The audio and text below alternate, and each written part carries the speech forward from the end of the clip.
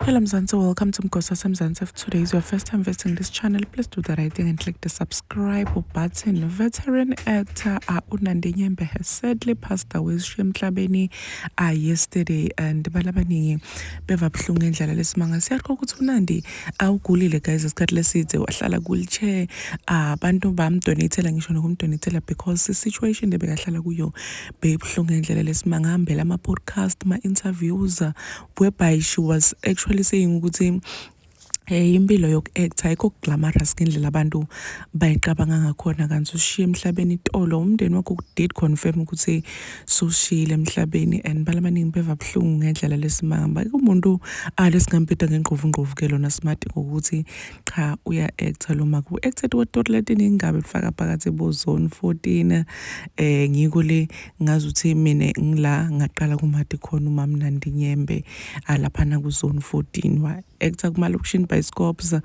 actile ke guys eToiletini ngoba namvela ngisiyena umuntu weTitori ukubukela kakhulu but ngiyamati ukuthi cha beka actor lo make kanti balabaningi bayenda ama video basho ukuthi balimele kangakanani ngokudlula emhlabeni kwaMamNandi Nyembe guys. Kubuhlungu indlela lesimanga. Watalwa ke na 1950 uMamNandi kanti ushiye emhlabeni 2025. May her soul rest in peace. Please do comment what you think below down on the comment section. Don't forget to hit the notification bell so that you can be notified whenever I upload a new video. This is the end of my video.